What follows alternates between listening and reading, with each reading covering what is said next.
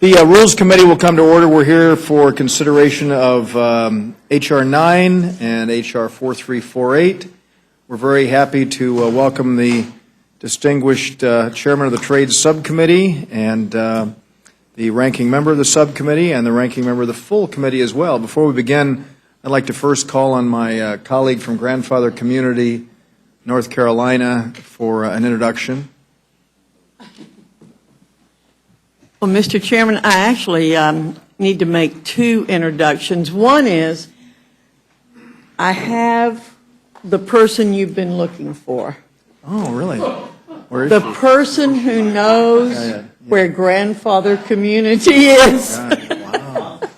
We're making history here, and I should explain, if the gentlewoman would yield, I'll explain that every time someone comes from North Carolina, I ask if they know where Grandfather Community is, which is the hometown of Ms. Fox, and we have yet to have anyone from North Carolina have any idea where Grandfather Community is. People seem to know where Grandfather Mountain is, but not Grandfather Community. So please, is this your husband? No, Miss Flaherty. Actually, there are two people here who know where Grandfather Community is. Goodness gracious. Congressman Micah does too, but Deb Flaherty. He doesn't count. Deb Flaherty, who's a nurse anesthetist, is here with some other nurse anesthetists from North Carolina.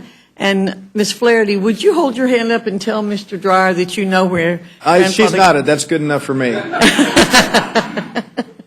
And I have with me also a student who is actually from your area, I believe, Mount St. Mary's College? Yeah, I go to Okay. Isn't that in your district? Something like that, probably. Well, she's doing what's like a study abroad here at American University in journalism, Alyssa. So we have Wonderful. we have an interesting day. Wonderful. Well, I thank you very much, and if there's any way I can top that, 2 weeks ago I was with Mr. McDermott in Kosovo, and he introduced me to something called the Hope Fellows Program, and I'm very happy to introduce Tina Christati, who is right over here in the corner, who is my Hope Fellow. She has come not from Grandfather Community, Kosovo, but from Pristina, Kosovo, and I have spent the day with her, and she's going to go back, I am certain, with a very, very positive opinion of the operations of the United States Congress, having spent the day with me. And it could be worse. She could have spent the day with Jim McDermott. So, thanks. Yes, please introduce her. Oh, great. So are you all friends? Good. Well, nice to see you both. Falamin Dedet. Nice to see you. Please, the distinguished chair of the Trade Subcommittee, Mr. Brady. Without objection, any prepared remarks? I see you all have beautifully prepared statements. They will appear in the record in their entirety, and you're welcome to summary. Mr. Chairman, will be very brief. This jobs bill will help small businesses in the Grandfather community and communities across this country. As you know, 60% of new jobs in America.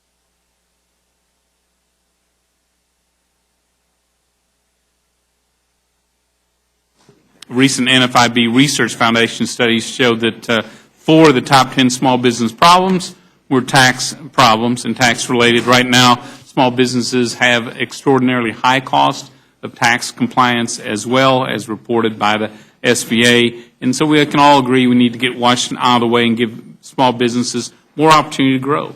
Our small business tax cut gives small businesses with less than 500 employees a 20% tax cut that will go straight to the bottom line.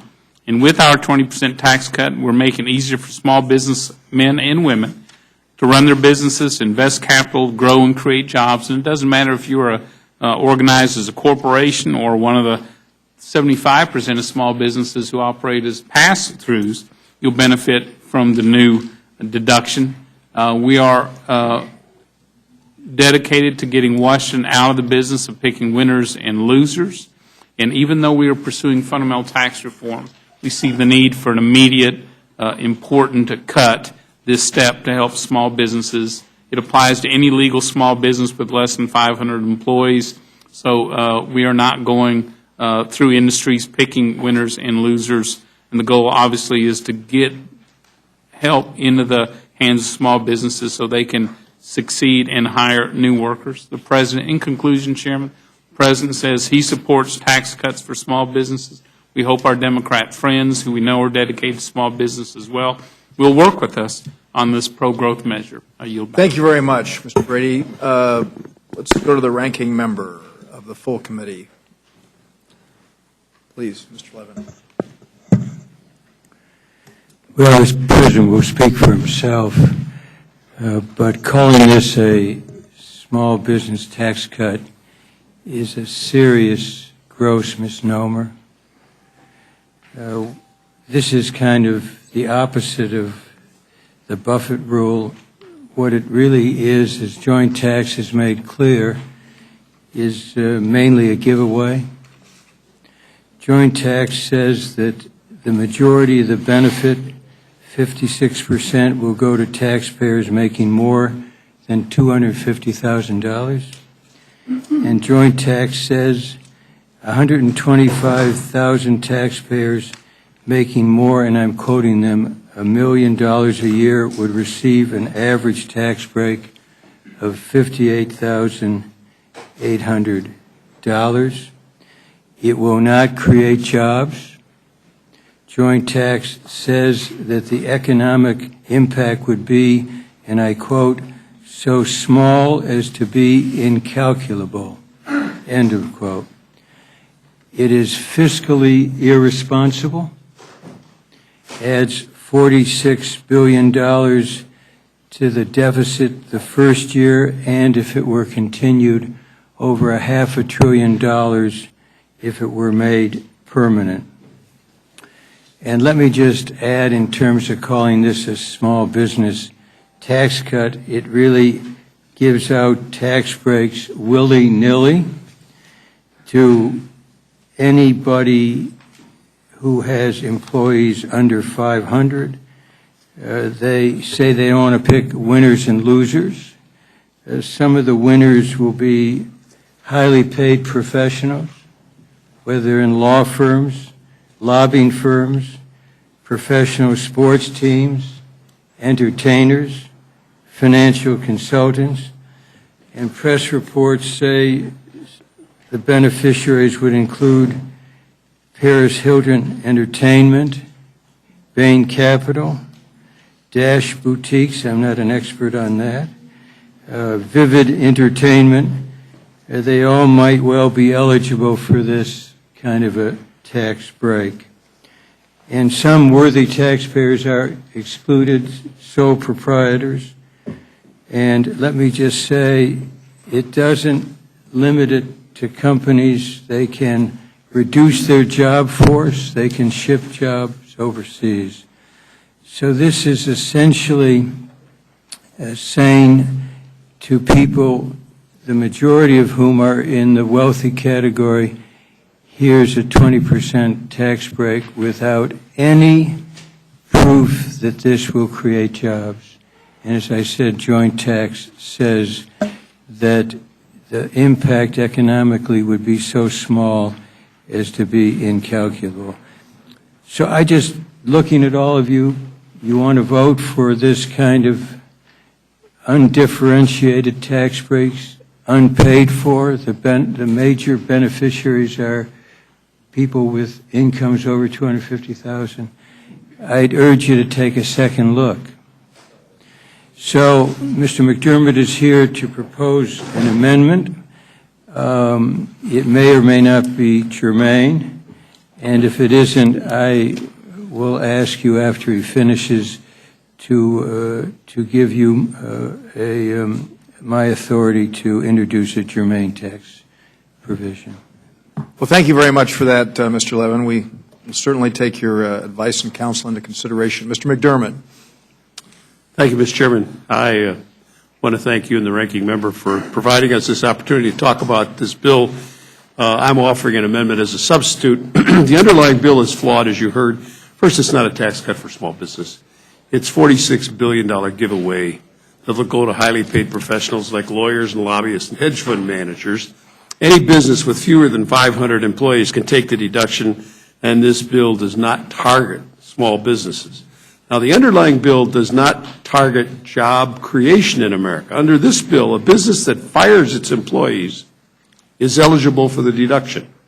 Unbelievably, even businesses that fire American workers while expanding overseas will still get a tax break under this terrible bill. So under Mr. Cantor's bill, the American taxpayers will be paying to fire American workers. As the majority continues to push this $46 billion giveaway, they continue to ignore important job-creating legislation like a long-term extension of the highway bill. What is not surprising is that untargeted tax giveaway will disproportionately benefit the wealthiest Americans. According to the Tax Policy Center, 1/2 of the tax cut will go to less than 1% of the people who have incomes over $1 million. These multimillionaires will each get an average tax cut of $44,000.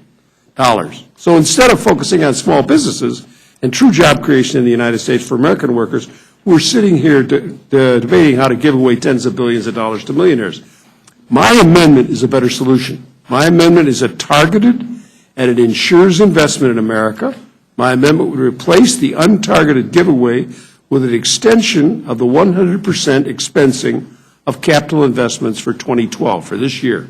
It's fully paid for. The proposal has bipartisan support, including 24 members of the Ways and Means Committee. It was included in the President's budget. It was introduced by my Republican colleague, Mr. Teaberry. Every once in a while, Republicans and Democrats can find something they agree on, and he and I agree on this. It's proven to work, and it will target investment in America and be a better use of our tax dollars than a massive giveaway to those who already have plenty. Thank you very much, gentlemen. I have no questions for Sessions. Mr. Chairman, thank you very much. I want to offer an amendment, as I mentioned before. You said you were supporting Mr. McDermott? If his is not germane, no. As I made clear at the beginning, I have an alternative amendment. Go ahead. Whatever you want. 4 years. I'll be very clear, brief. You have a copy of my amendment, and I ask that you make it in order. Thank you very much, Mr. Chairman.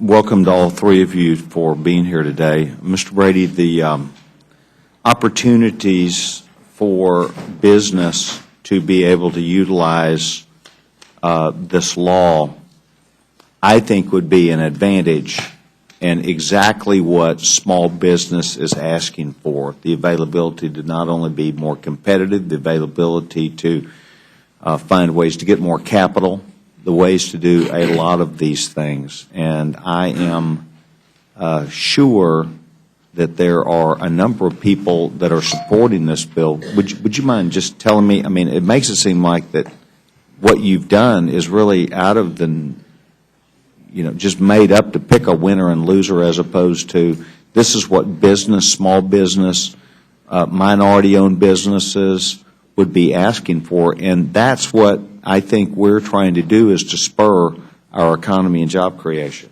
Mr. Sessions, you're absolutely right. Our economy is struggling. Small businesses are usually the first ones hurt and the last ones to recover. That's why 30 organizations, small business organizations, have weighed in support of this measure. More importantly, when I talk to our small businesses back home, I'm in the same state as you, they need help, and they like this idea very much to allow them to keep more money in their business, both to survive this weak economy going forward, but also to hire when the time is right. A second point is that of the 22 million small businesses that will be helped by this bill, Joint Tax says the vast bulk of them, 18 million, are sole proprietorships. That's mom and pop organizations. That's not the wealthy we hear about these days. That's mom and pop building a small business from the ground up, fighting for survival by themselves. The rest are truly small businesses, S corporations. And so this really, I think, goes to the heart of how we can help now small businesses going forward.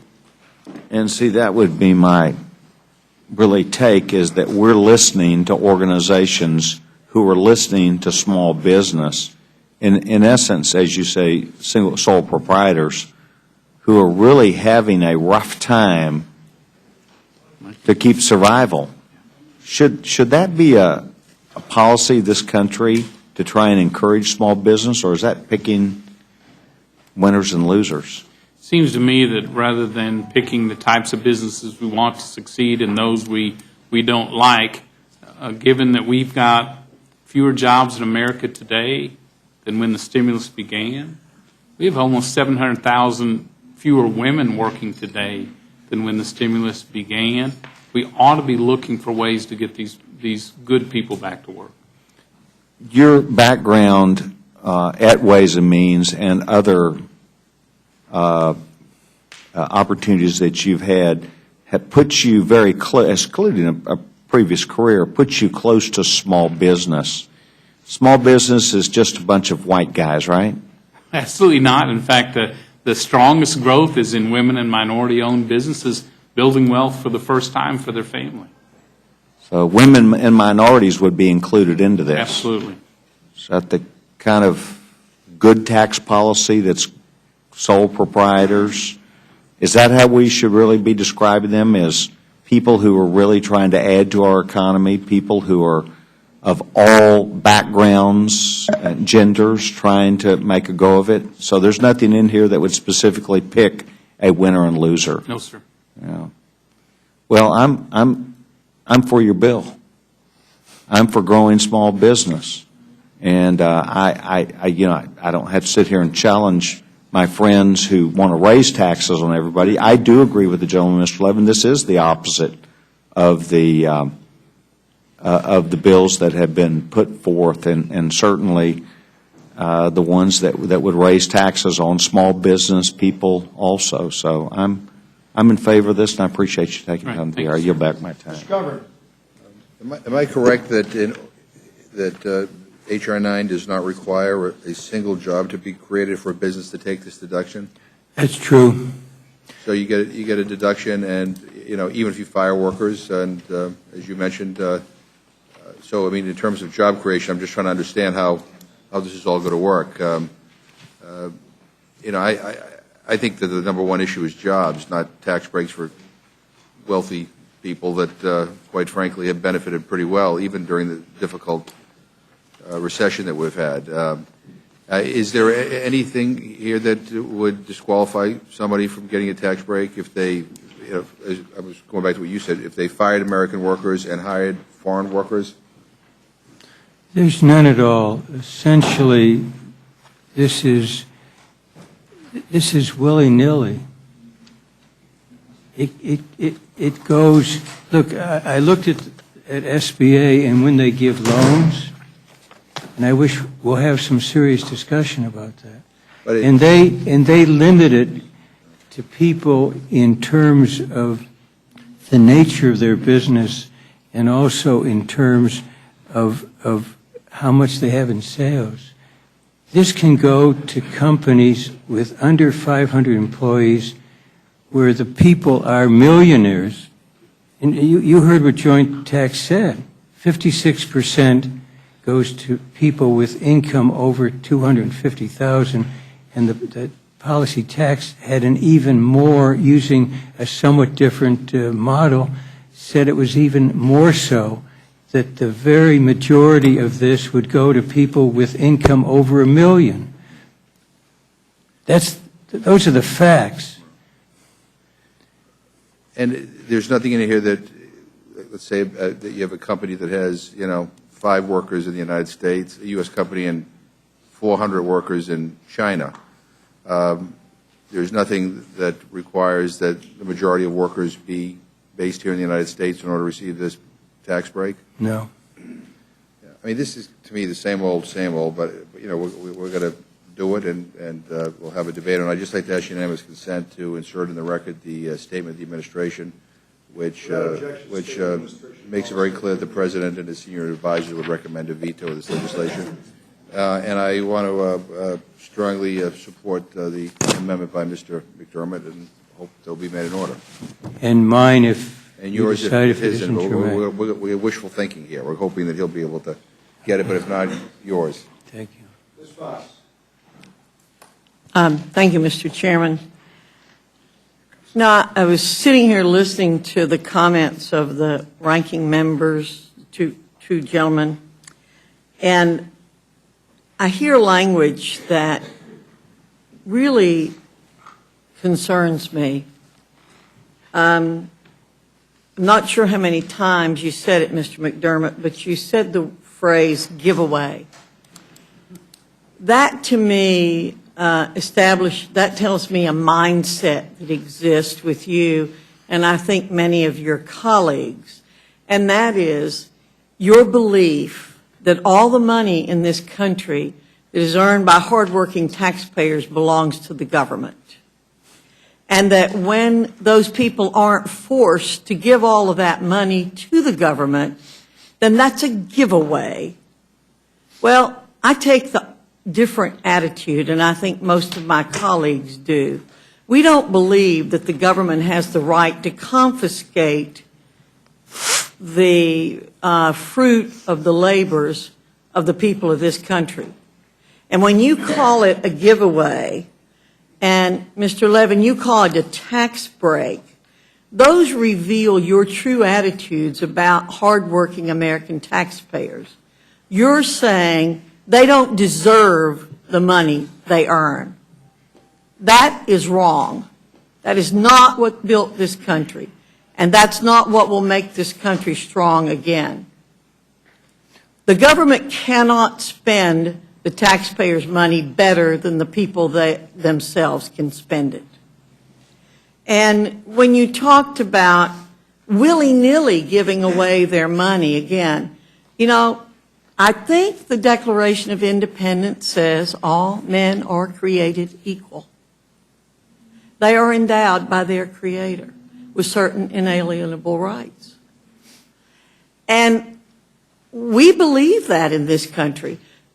But you and your colleagues have some innate dislike for people who are successful.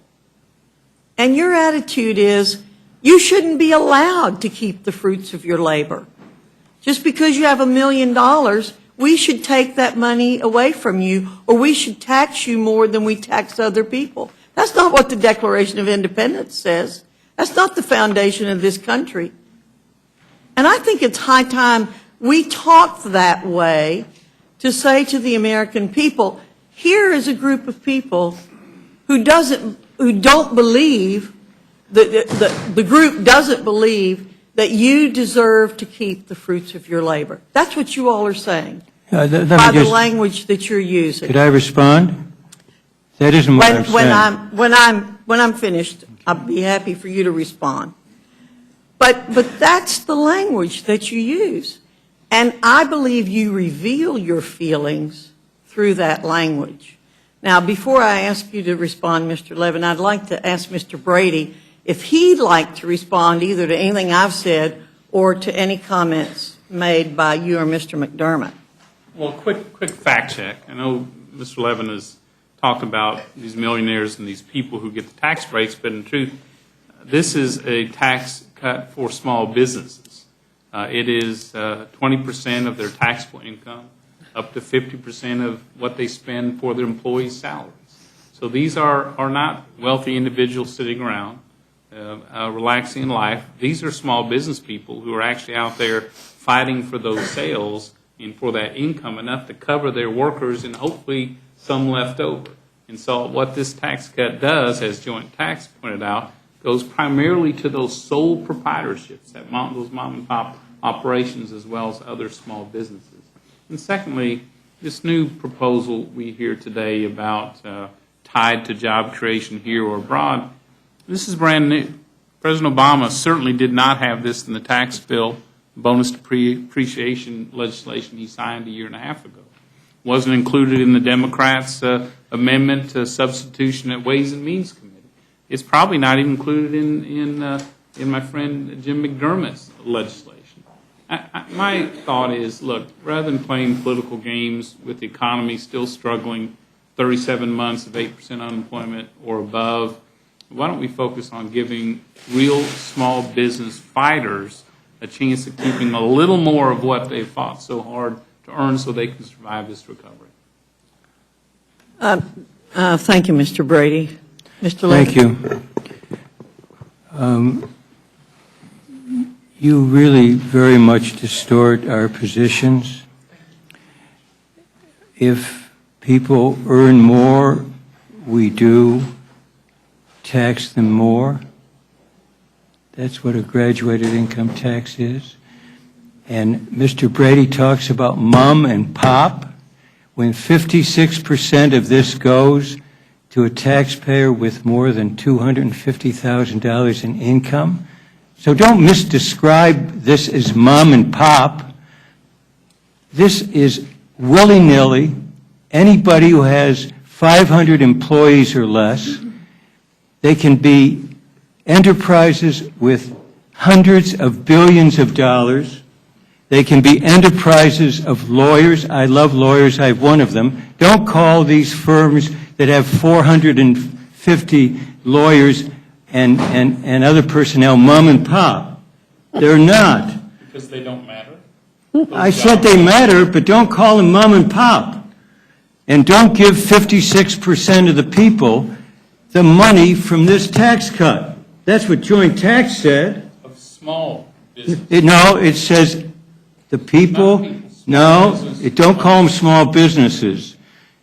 A 400 law firm or consultants, et cetera, there are lots of people who buy and sell stocks, that's fine. They can have hundreds of millions of dollars of assets. Don't call them mom and pop. That's propaganda. It's not true.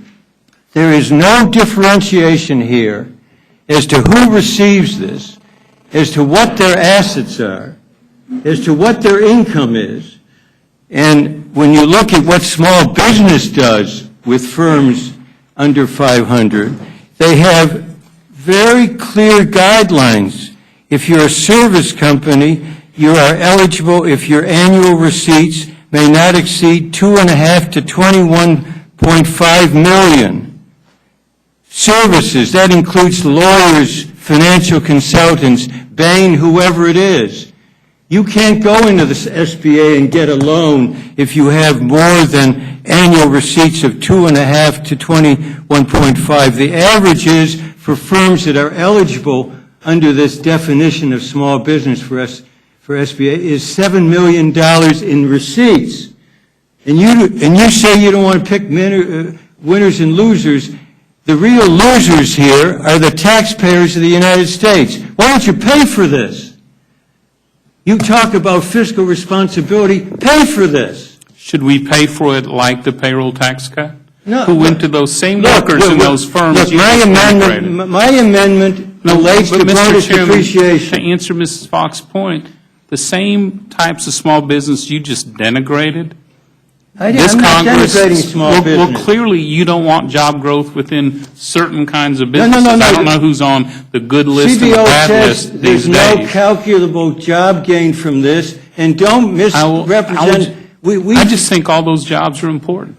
And I think it's good that they hire at any level. Oh, if you want to give, my view. 56% of this To small people, business small people. business, to people who are making $250,000 annually. To small businesses. No, there's that no are making- definition of small business. Well, actually, you according to put a joint tax- label small business. You put that label on an entity that isn't necessarily a small business. In your view. In anybody's But view. in joint taxes view, these are sole proprietorships. No, look, they don't call them 18 small million of the business. 21 million. Joint tax doesn't call them small business. You're the one who attaches a label of small business to entities that can have receipts of hundreds of millions of dollars. What's the SBA definition of a small business? Yeah, I just read to you who's eligible for a Less than small- 500 and- workers, and I'll as get- is this bill. Look, what they say is in order to be eligible for an SBA loan,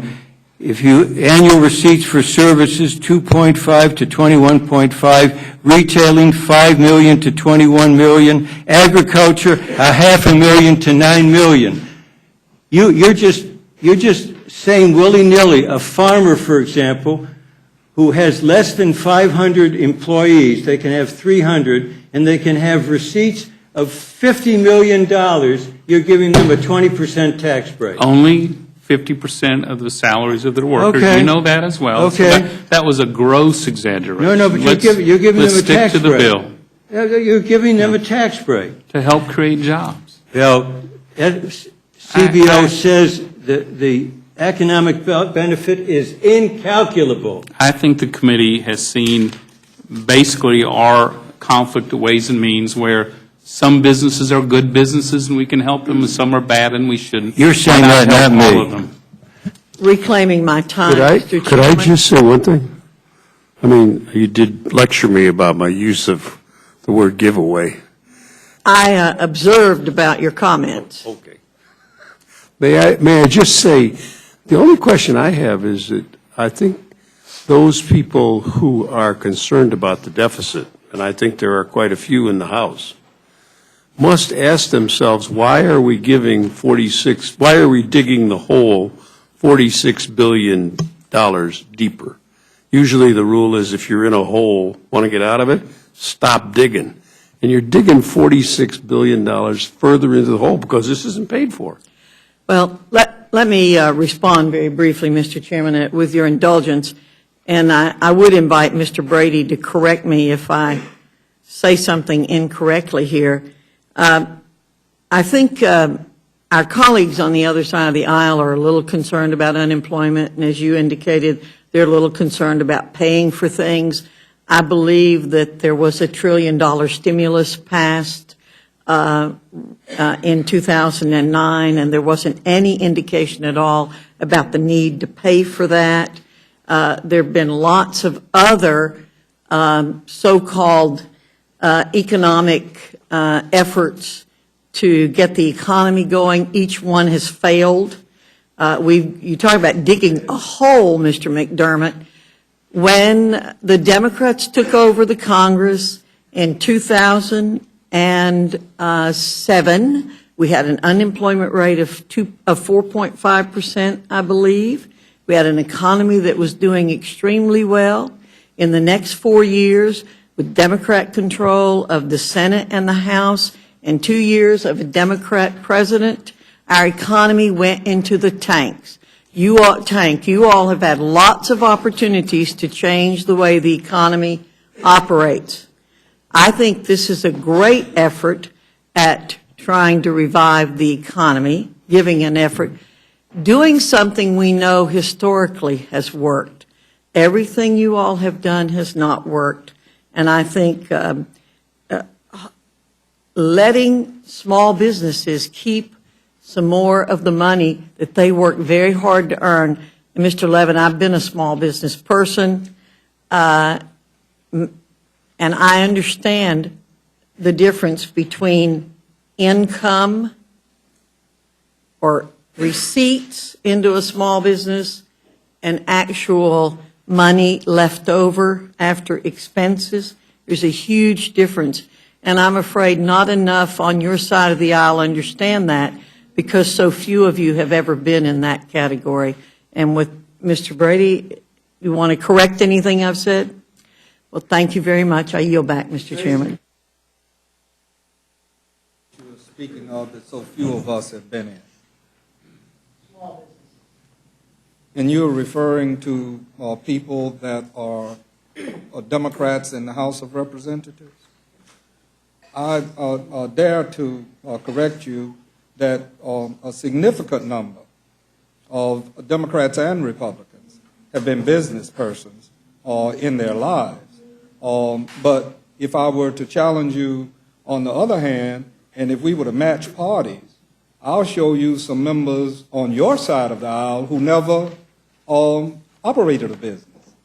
And therefore, you know, we could get into all that, but I take offense to the notion, as a small business person myself at a point in my life, that Democrats somehow or another don't understand small business because they have not been business persons. The other thing, let me make it very clear to you that some of my best friends are millionaires.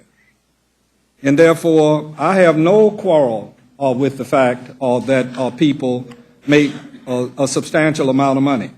I happen to live near an area, and the chairman's family owned property in an area where most of the people in the area are multimillionaires. And I see yachts all over the place, and I love the fact that they have the biggest yacht world thing in Fort Lauderdale, Florida. And it is not a streak of envy in me regarding any of that as it pertains to folk with wealth. I encourage wealth. I think people ought to be about the business of trying to make as much money as they can in our system. And for you to suggest somehow or another that we don't respect people who make a lot of money. You've heard me make this argument here. I have 4 friends, one who recently died, that are billionaires.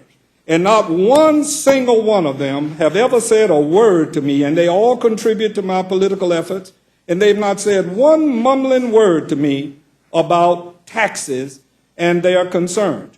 But all of them, one of them, for example, in Secaucus, New Jersey, operates a firm that has made money, and as he put it to me, he made money before the Depression, during the Depression, after the Depression, before the war, after the war, during the recession, and after the recession. And the reason that he did was because he had a tight-knit group that he understood the dynamics of their business, and he has less than 100 employees and would qualify for a 20% tax deduction that I'm here to tell you that he doesn't want.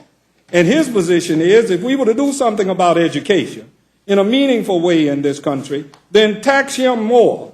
And that's basically what Warren Buffett and other people are saying, and we come in here as if we don't clearly understand this. I want to know why it is that Representative Crowley, Chairman Brady, introduced a measure that would have denied this tax cut to companies that eliminate jobs in the United States while creating jobs overseas. My colleague, Mr. McGovern, raised that issue. What's your response to that? Is that fair? That's my question. Is it fair to let a company have jobs overseas and at the very same time be in a position to operate under this bill with a 20% tax cut?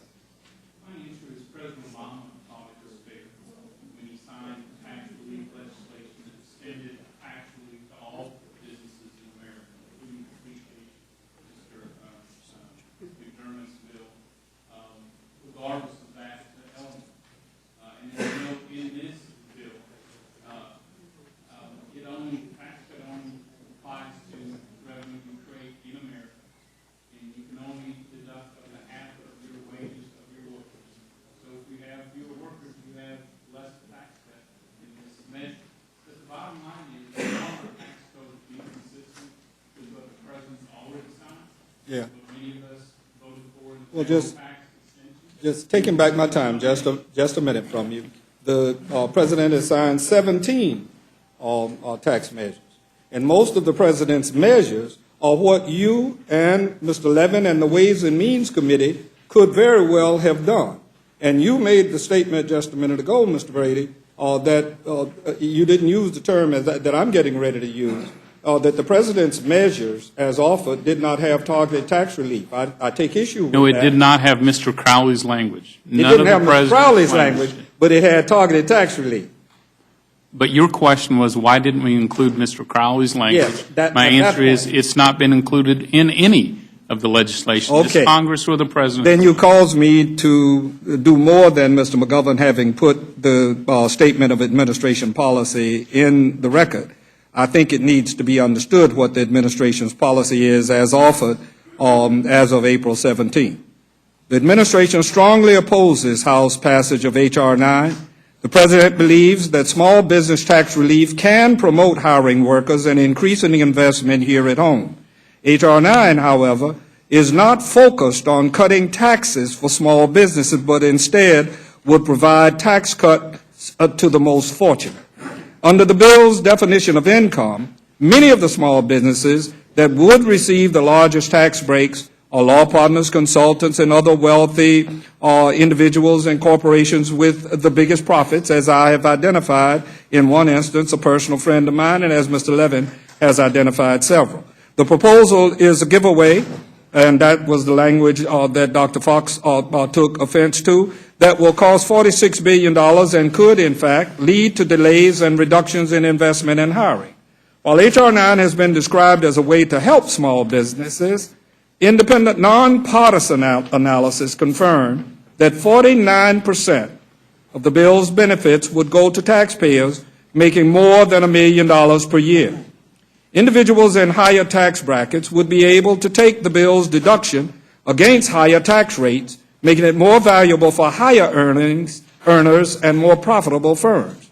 For the 1% of individuals with small business income in the top tax bracket, and for profitable corporations, the deduction is worth more than double what it is worth to the 2/3 of small business owners in the 15% bracket or lower. Moreover, because small business is broadly defined and the tax relief is conditioned only on the size of payroll, many very large and highly profitable firms will be eligible for the tax break. The administration believes that this bill is not an effective way to incentivize small business investment and job creation. In the interest of time, I eliminate one paragraph and go to its conclusion. Congress should act to help American small businesses hire and grow with targeted tax relief designed to boost jobs rather than tax cuts for the most fortunate that actually discourage investment. In both his budget and his business tax reform framework, the President put forward an ambitious plan to simplify small business tax returns and provide tax relief, including targeted employer tax relief that conditions its benefits on actual new hiring, directly encouraging job growth. Those proposals build on the 17 small business tax cuts that the President has already signed into law, ranging from the small business health tax credit to the more generous depreciation. The administration believes that this legislation fails to accomplish these goals. If the President is presented with H.R. 9, his senior advisors would recommend that he veto the bill. Now, let me tell y'all something. I eat at a restaurant called Betty's that has 7 employees. Betty would benefit from this measure. I get my clothes cleaned at Spring Cleaners that has 11 employees. All of them would benefit from this measure. But my friends who own baseball teams and sell them to Mr. Bush that would benefit from this measure because they have 30 employees and are multimillionaires, I don't think that they're interested in this kind of measure when we have a nation that's at peril with reference to jobs, education, and housing. We have people that are hungry. We have foster kids that are not being taken care of, and we can't continue down this path. Now, this bill ain't going nowhere. That's another reason to be against it. And all said and done, you all need to wake up and recognize that we need to be about the business of trying to do something together, Republicans and Democrats, House and Senate, and not playing these little bitty games that we continue to play around here, giving people the impression because we name something small business tax cut. It ain't no small business tax cut for Spring Cleaners and for Betty's Restaurant. Mr. Bishop.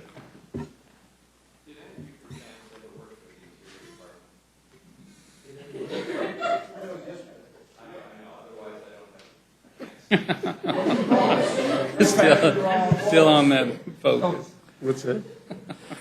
I thank the chair. I want to address, Ms. Fox mentioned people in Congress with a small business background. I found that there's some members from both sides of the aisle with a background in small business. That was what I did before I came here. I started several businesses. I don't think it's more prevalent on one side of the aisle or other. I haven't seen any studies of that, but I think we're in a minority on both sides of the aisle, people that have been in business.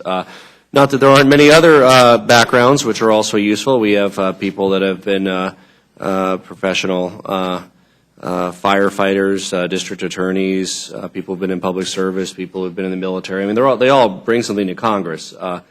As somebody who's somewhat partial, coming from a small business background, I wish there were a few more on both sides of the aisle with that background, but it's certainly not more prevalent on one side of the aisle than the other. Tax cuts are always great, allowing businesses to grow more. I have a few particular questions for Mr. Brady about this set of tax cuts. The first one I have is I was concerned, and hopefully I'm wrong about this, but it looks like this is for businesses that are 500 employees and under. And my concern is that if I, again, looking at it as somebody who's from a small business background, I mean, if I had a business, small, medium, whatever you call it, but if you have 510, 520 employees, why wouldn't you lay off 20 employees to get under 500 to get this tax break? And I mean, that's what I would do if I had a 520-person business in this passed. So, I mean, maybe you can address that concern about that incentive that's in this tax cut. Using the same eligibility criteria, the SBA, I think, is important from a consistency standpoint. Secondly, because the tax is designed so that the 20% deduction only applies up to half of the wages that you pay for your workers, it's a declining curve to lay people off to try to get a tax cut of this size. And my guess is those small businesses are actually, in this economy, trying to find a way to actually add new customers and new workers with that revenue. So I think that's just very highly unlikely, especially since 18 million of the 22 million small businesses who will be helped by this are sole proprietorships, one person or a mom and pop. Well, no, it's a declining curve to go from 490 to 480, but if you're above 500, it's not a declining curve because it's all or none at 500. So again, as somebody who's been in business, I've never been involved with a company that has been quite that large. The largest one that when I sold it was around 250 employees. But if you were the CFO of a company that had 510 employees, and there was an enormous reduction, a significant reduction in your taxes if you had 499 employees, I would strongly recommend to the CEO that we find a way to lay people off. That may mean that you're hiring back some as contractors. That may mean that you're doing other things. But it seems like this needs some mechanism to prevent companies from laying people off to qualify. Thanks. I forgot, just reminded that the the number of workers that this is based on is 2010 or 2011. So any actions they take this year to lay off people does not affect their wage base or their eligibility. I thought it did. I thought they had to qualify in either 2000. Oh, it's just either 2010 or 2011? Sure. And So, I apologize. No, that's interesting too. So that means that if they were larger then and have suffered with the economy and are now have 400 employees and had 550 in 2011, then they would not qualify for this. Is that correct? Okay. So it corrects the disincentive problem, which is a terrible problem, but it obviously again is somewhat arbitrary in terms of it applies. So the general point of these remarks is that I think the more important tax changes for businesses are across the board changes, and you and I have worked on those in terms of reducing the corporate rate. And there's room on doing something around sub-S's too. But whenever you pick one class of company and say, oh, it's only a certain size, it's only a certain any other aspect, I'm not quite sure why we would favor companies that might have 450 employees versus 550 employees. The other question I have, and again I think it's an area where it's rife for abuse, is with regard to sub-S's, you have many, as we know, they're taxed as individuals. And when you have a special element for them, if they are small businesses, of course, when you're talking about individuals that are doing well, making millions of dollars, et cetera, it seems like many of them would be able to hide behind S-corps that they created, which were actually disguising personal income. It's very difficult. It's a kind of a continuum, but personal income and S-corp income look similar. So if I were, for instance, even a highly compensated actor, let's say, and I made $10 million, I know that the normal marginal rate, of course, being 35%. A lot of my research and my activities around, Jared Polis Acting Consulting, Inc., where I have my staff of 4 or 5 people. I contract out. I receive income from different sources, and it's, from the tax perspective, looks like a sub-S, and now is a sub-S. There might not have been any reason to do that before. And wouldn't that person want to qualify for this? I mean, it's basically individual income? The time and expense to change your whole tax form would far exceed any benefit you would receive from this.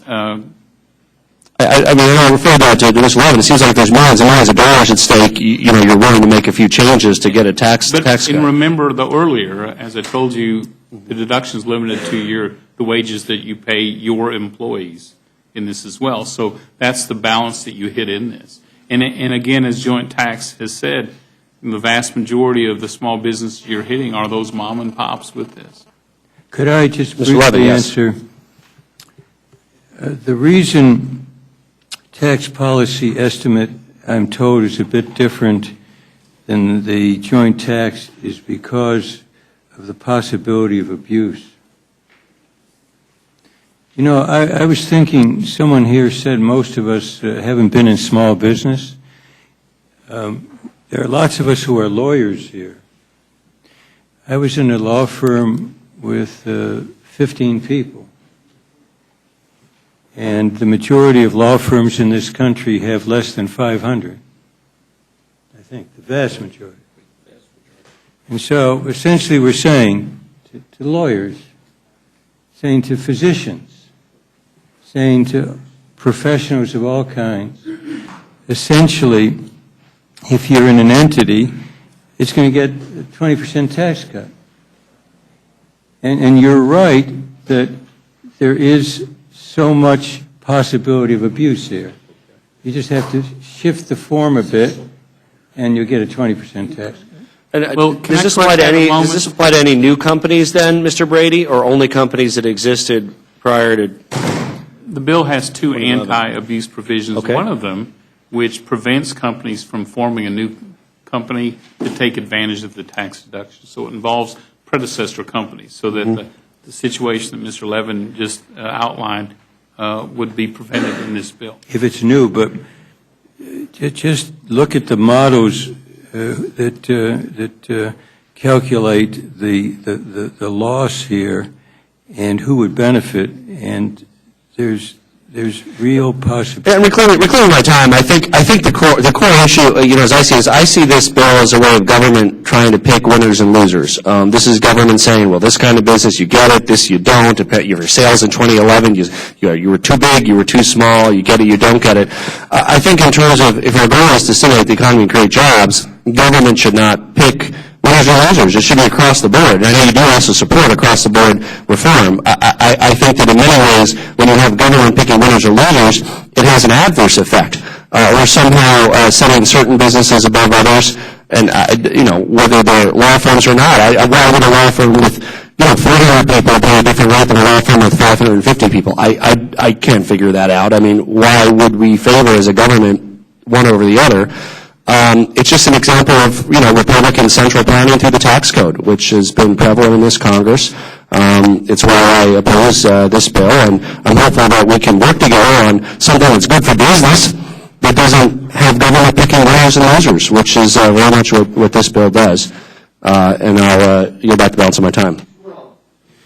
Thank you, Mr. Chairman. I appreciate the gentleman from Colorado's comments. I, too, hate picking winners and losers in the tax code, and thinking about the abuses that take place when we try to do that, I'd put it to you, Mr. Brady, in your time on the Ways and Means Committee, which Ways and Means tax bill has been crafted that the lawyers and the accountants didn't get a hold of and use it for a purpose for which it was not intended, crafting new winners and new losers? I think part of the answer is I don't know. I think the challenge in a very complicated tax code we have today, it is virtually impossible to game out every potential scenario, especially with companies that are competing here at home. They're competing to sell their American products around the world, the phase-ins, the phase-outs, the eligibilities, and otherwise, in this scenario, it's very difficult. I agree with you. Fundamental tax reform has to continue to be our goal. This is simply an immediate interim step to provide small businesses, especially moms and pops, a little help right now. I see that. I'm sympathetic to passing bills that aren't paid for. I appreciated your comments on that, Mr. Levin, that folks ought to pay for the things that they do. I know I voted no on the payroll tax extension for that very reason. Were you also one of the no votes that was up there on the board? Because I think that was about $100 billion in one year that we were going to explode deficits. And it seemed that you, too, were concerned about that, as am I. Look, I think everybody has to ask, why vote for $46 billion unpaid for? I think it's the opposite of tax reform. It's the opposite of tax reform. I hear my friend from Colorado talking about picking winners and losers, and I saw the ability there to create the Polis-Woodall bill, where we just go ahead and expand this to be a 20% tax cut for all businesses, because it's a myth that we continue to perpetuate around here that businesses pay taxes. Will the gentleman yield? I'd be happy to yield to my friend. Isn't your proposal, the fair tax is your proposal, though, It which is. actually brings these tax rates down to zero in favor of a consumption tax, if I'm not mistaken, right? That's correct. Okay. To do away with the myth that businesses pay taxes. There's no secret drawer that accumulated any of the small businesses that you started to help you pay your taxes. It comes at a cost. Comes at a cost absolutely every time a business submits a single penny. They don't pay taxes. They collect taxes from their customer. This isn't a 20% tax cut on small businesses. This is a 20% tax cut on consumers of small businesses. Those folks who go to those small businesses. And who creates the jobs in this country? And I'll defer to, I know Ways and Means works unemployment issues. I would ask my friend from Washington, what percentage of new jobs come from the small businesses, these under 500-person businesses, rather than those big 501-plus businesses? Let me answer that. I'd like to send you materials. I don't know that we want to discuss this at length because it would take a while. I do think as we talk about tax reform, we need to look at job creation and look at job creation by sizes of business, look at job creation in terms of manufacturing and services, etc. But in that sense, this is the opposite of it. And it uses a definition of 500, even though SBA in its practices doesn't just say if it's 500, here's your loan. We shouldn't now be saying because you're under 500, here's your bucks, regardless of what you do. That's really what this is all about, and what makes it worse is it's not paid for. So all of you will have to decide, and I think another... Well, could I ask you about that? Because I was assuming that you voted no with me on the payroll tax extension. Well, what distinguishes that $100 billion explosion in deficit spending from this $46 billion explosion? Because the payroll tax cut, the first time around, showed that it had a positive impact on economic growth, and most economists say it added at least 1% to GDP. So you're saying a tax cut paid for itself? Is what you're No, I think it helped to promote economic growth. But CBO says here that the economic impact is so small it's incalculable. And so there's a difference between the payroll tax cut and this $46 billion when no one can say that there's a calculable economic gain, sir. You'll have to decide. I think another reason people shouldn't vote for it is you're voting to increase the deficit. You're voting yes on a bill that isn't going anywhere. Can I make one just short comment? Please, sir. One distinction. The payroll tax cut went right into the pocket of the worker, whereas this goes into the pocket of the person who owns the business. No guarantee that any worker gets any more money, or no guarantee that any jobs are created. It's simply more money to the owner. And you can make the assumption that, well, now he has more money, he'll go out and hire somebody. You have no guarantee, but on the payroll tax, that was just simply on your payroll stub, you got more money this month than you got last money because you got a reduction in it. No guarantee the employer doesn't just reduce your wages as a result, but we know the marketplace doesn't allow those things to happen, that employers and employees are inextricably linked. Mr. Brady? Mr. Whittle, just to answer your question, 2 out of every 3 new jobs in this country are created by the small businesses who'd be helped by this tax. 2 out of 3 jobs created in this country are created by the businesses that this bill helps? Yes. Well, I don't think it helps. I'll send you the materials. When we talk about tax reform, we need to talk about it. But there are all kinds of data about that. But just listen to CBO and say it's incalculable. So you're spending $46 billion for an incalculable economic benefit. Let me say to my friends on the Ways and Means Committee, candidly, I'm disappointed that we're here talking about this bill today, too. It's beyond me why we haven't gotten to fundamental tax reform. Bill Archer told me we were going to get there in 1996, and we hadn't gotten there yet. I'm looking forward to that. So are we. And I would say that this Ways and Means Committee in the 112th Congress has held more hearings on fundamental tax reform than I've seen in a decade combined before. That this Ways and Means Committee seems more serious about moving a comprehensive piece of legislation that does away with the practice of picking winners and losers and gets back in the business of just collecting that amount of revenue that has to be collected to keep this country afloat. And I applaud you all for making progress in that direction. And I will tell you that there are still spaces on H.R. 25, the fair tax, for co-sponsors. If you are interested in participating, I would welcome you to that. Thank you, Mr. Chairman. No, sir. I just heard about the tax holiday and picking winners and losers, and also benefiting those that are rich and benefiting those that are not so rich. I mean, if Mr. Brady's presentation is talking about helping small businesses, and there has to be some people who are rich who are benefited by that, so too did the tax holiday. If you made $1 billion, you still got the $2,202 that every congressman will get from that tax holiday. Everybody talked about the person that made $50,000. They only got a $1,000 break. You, every one of you at this table, got $2,200, but $2,202 this year. And then at the end of the year, so too will those that made $1 billion or $50 million. So to say that a tax reduction benefits some wealthy businesses and some not so wealthy businesses is the same as saying so too did that tax holiday, which every one of you supported, benefit those who were not so wealthy and those that are the extremely wealthy. Being here, we appreciate it, and we'll look forward to considering the measure on the floor. And that will conclude the hearing portion for consideration of H.R. 9. Now we will proceed to consideration of H.R. 4348, the Surface Transportation Extension Act. We're very happy to welcome the distinguished chair of the Committee on Transportation Infrastructure, my good friend Mr. Mica, and the ranking member of the Subcommittee on Highways, Mr. DeFazio, is scheduled to testify before us. I don't see him in the room.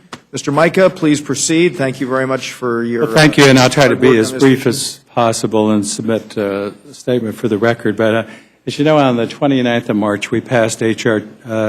4239, which was a 90-day extension of the surface transportation programs. That was the 9th extension that we've done, and that takes us through June 30th of 2012 this year.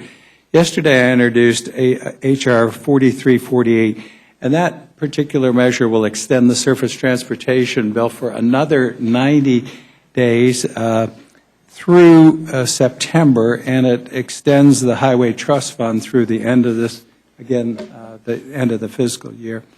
The extension funding levels are consistent with the Transportation Appropriation Bill signed by the President in November. The bill has a couple of other provisions. One is the Keystone Pipeline provision, and secondly has the Restore Act, which creates the Gulf Coast Restoration Trust Fund and provides the Gulf Coast states of Alabama, Florida, Louisiana, Mississippi, Texas with expenditures from the trust fund for specific projects and activities related to the Deepwater Horizon oil spill. We're trying to do everything we can to get to conference.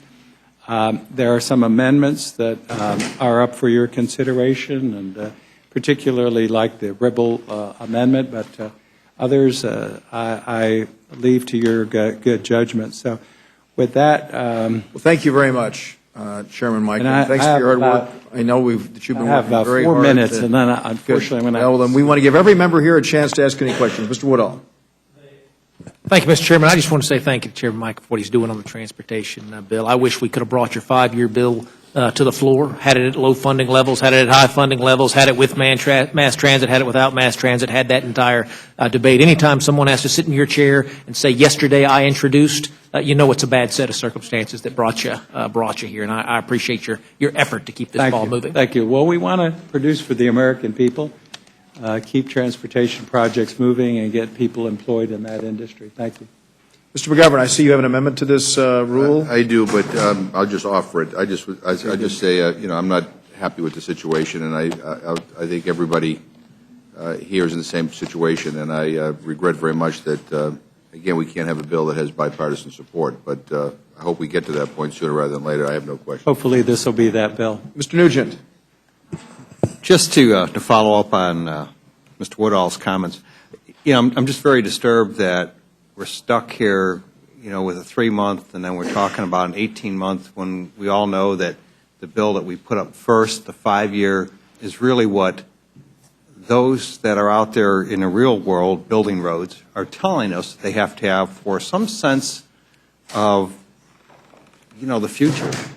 And so, I think it's wrong on the part of this body to continue to do this since when was the last transportation bill, 2007? Expired almost 2 years ago.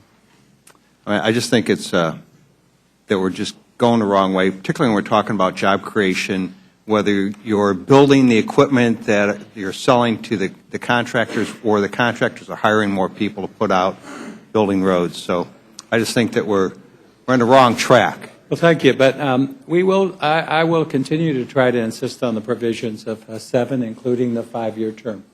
Thank you. Mr. Hastings. Mr. Scott. Ms. Polis. I wanted to quickly, Mr. McGovern, this is the amendment to eliminate the oil and gas subsidies. Is that correct? Yeah. This would also, I think, is an excellent idea. Mr. McGovern's brought it forward several times, eliminating the oil and gas subsidies, and whether that could have been used in the previous bill to pay for a tax cut or whether it's used to reduce the deficit in this bill. He's brought that forward a number of times, and I would urge that we find a mechanism to bring that to the floor.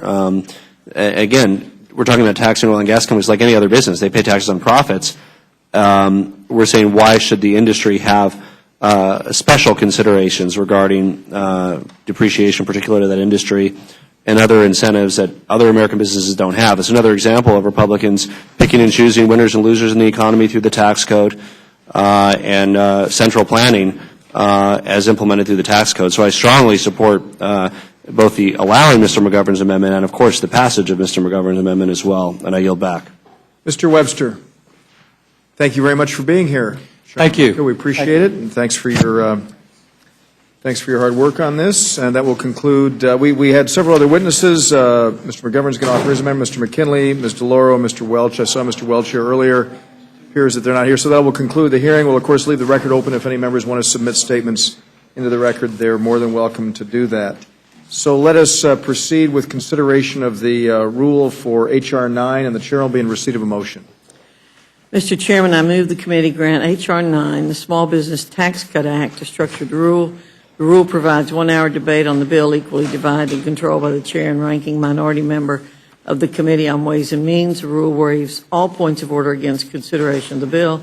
The rule provides that the amendment in the nature of a substitute recommended by the Committee on Ways and Means, now printed in the bill, shall be considered as adopted. The bill as amended shall be considered as read and shall be considered as original text for the purpose of further amendment. The rule waives all points of order against provisions in the bill as amended. The rule makes an order the amendment in the nature of a substitute printed in the Rules Committee report, if offered by Representative Levin of Michigan or his designee, which shall be considered as read, shall be debatable for 20 minutes, equally divided and controlled by the proponent and an opponent, and shall not be subject to amendment. The rule waives all points of order against the amendment printed in the report. Finally, the rule provides one motion to recommit with or without instruction. You've heard the motion of the gentlewoman from Grandfather Community. Let me just say that this is the standard rule for consideration of a measure from the Ways and Means Committee. We are, Mr. McDermott's amendment, as you know, was not germane, and Mr. Levin said that in light of the fact that it wasn't, that he'd hope we make an order his amendment, Mr. Levin's, and that's exactly what we have done. So Mr. Levin's amendment is made in order. Are there any amendments to the rule? Mr. McGovern. Mr. Chairman, I have an amendment to the rule. I move the committee make an order and give the necessary waivers for the amendment by Mr. McDermott, number 1, which offers a bipartisan targeted tax benefit to companies that make investments in the United States and is responsibly offset by denying further tax deductions to ever-profitable major oil companies. I just say that both Mr. McDermott and Mr. Levin's amendments offer a benefit only to businesses investing in the United States. The McDermott amendment is actually the language of a bill by Representative Teabury and Reichart, which was offered by Chairman Camp just last December. Majority Leader Cantor's tax bill is a corporate tax giveaway with no requirement that businesses create jobs or invest in the United States, so I'd ask that we make the McDermott amendment in order. Vote occurs on the McGovern amendment. Those in favor will say aye. Aye. Those opposed, no. Pay the chair the noes. Ask for a roll call. Clerk, call the roll. Mr. Sessions. Ms. Fox. No. Ms. Fox, no. Mr. Bishop. Mr. Woodall.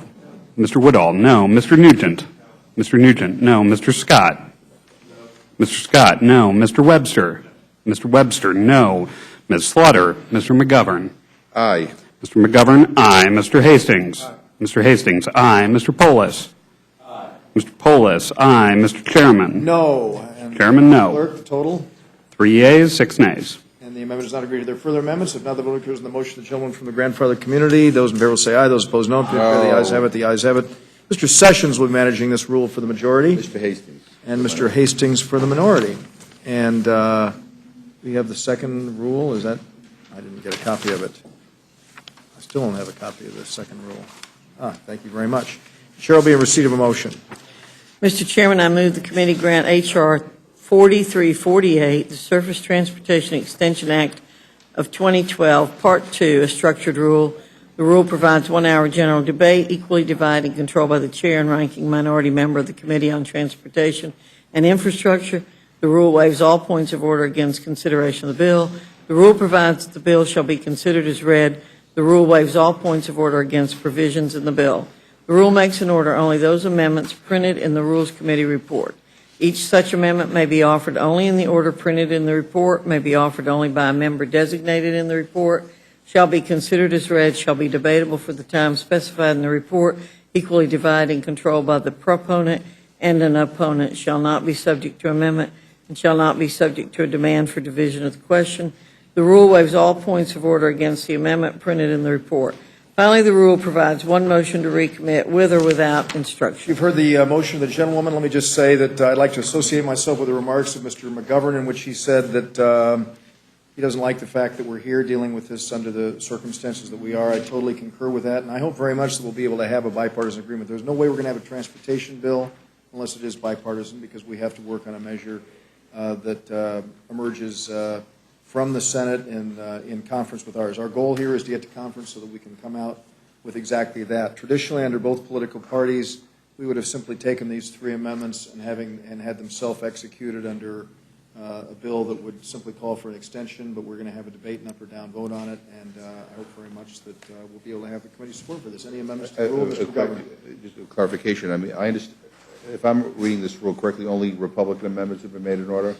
The Republican amendments are what we have had submitted to us, and there weren't. There were no Democratic amendments offered. Yeah, there were many. My understanding was that there were many. Okay. Well, I guess you just mentioned the word bipartisan agreement, and I thought one way to start out to get to that bipartisan agreement was to allow some Democratic amendments. Let me just say that obviously what we're trying to do, our goal is to get to conference. We're trying to put together the votes necessary to get there. There's no secret about that. And I think allowing for debates on these things will help us get to conference with the measure, and that's exactly what we're doing here. And I will say that this is, at the end of the day, this is going to have to be a bipartisan measure. We know that. But I guess we're not getting there right now. Very good assessment. Right. All right. Vote occurs. I have an amendment, because all the Democratic amendments were locked out. I have an amendment. I have an amendment to the rule. I move the committee make an order and give the necessary waivers for my amendment, number 3, which would reduce the federal deficit by $40 billion by eliminating subsidies to oil companies. Why in the world are taxpayers still subsidizing big oil when they're making record profits? I've been offering this over and over and over again. I hope my colleagues will make it an order at last. And I'll say again, as I did on the House floor, that I think in the context of dealing with overall tax reform. I hope very much that we're going to get there. Mr. Hastings. Yeah, no, I was asking Mr. McGovern to yield to me on the point that he made. Gentleman's recognized. All right, thank you, Mr. Chairman. Just on the point that he made regarding the oil companies, it's most interesting that BP, in spite of the Gulf oil spill, is showing profits of $22 billion. And that's after paying and doing certain things and setting aside a reserve for future problems. $22 billion. And we supposed to still be in the business of subsidizing them? And if, gentlemen, would yield back to me? I would just, again, this bill was referred to Ways and Means Committee as well, and so, I mean, this does seem like it would fit, and again, I know that there's, strong feelings in your leadership to try to protect big oil, but I think we ought to have a vote up or down on this, and I would urge a yes vote on my amendment. Vote occurs on the government amendment. I'm sorry, Ms. Fox. Well, thank you, Mr. Chairman. Just very quickly, I do believe that the gentleman should stop using the term subsidies. The oil companies take advantage of the tax code in the way that every company does that is allowed to. There are no subsidies for the oil companies, and I do think it's time to say that. So, well, generally, whether you call them subsidies or giveaways or tax breaks or whatever, the fact that the American taxpayer is essentially kind of bankrolling an industry that is making record profits, while at the same time tomorrow in the Agriculture Committee you're going to cut the SNAP program by $33 billion. There's something wrong with this picture. I urge again. Would the gentlelady yield? Yeah. I'd be happy to yield. Thank you, Ms. Fox. I just say to my friend, as I say to him every time he brings this up, we had a press conference on the House Triangle today talking about the fair tax, the only bill in Congress that eliminates the oil company subsidy, the ethanol subsidy, the electric vehicle subsidy, and every single other tax break, exclusion, exemption, lobbyist-funded loophole in the entire United States tax code. Mr. Polis was right when he said it makes no sense to pick winners and losers in the code. You don't like the oil companies today, so you're going after the oil companies. But the oil company tax reduction is no more egregious than any other part of the corporate tax code. Any other part of the corporate tax code that imposes the highest corporate rates in the world on American companies. And we sit in here and bemoan the lack of job creation in this country while defending a tax code that taxes American job creators unlike any other country in the land. Any other country on the face of this planet. And can we come together and make some progress? I believe that we can. Why it is we have our Ways and Means members sitting here today working on this instead of back in the office working on fundamental tax reform is not at all apparent to me. But it's oil companies today. It's somebody else tomorrow. It's the military-industrial complex. It's the green energy industry. It's whomever. We can do it better. And I would welcome. And yield. I'd be happy. Well, the gentlelady controls the time. Would the gentlelady yield? I thank the gentlelady. I think we probably have beaten this horse to death on this subject, but I do think that it is a mistake to use the term subsidy. Well, I call it a subsidy. I believe it is a subsidy. Well, okay. And so did, Mr. Woodall used the same words. Right, well, I wanted you to yield so I could compliment you on that. Thank you. Vote occurs on the McGovern amendment. Those in favor will say aye. Those opposed, no. Being the chair, the noes have it. I ask for roll call. Clerk, call the roll. Mr. Sessions. Aye. No. Mr. Sessions, no. Ms. Fox. No. Ms. Fox, no. Mr. Bishop. Mr. Woodall. No. Mr. Woodall, no. Mr. Nugent. Mr. Nugent, no. Mr. Scott.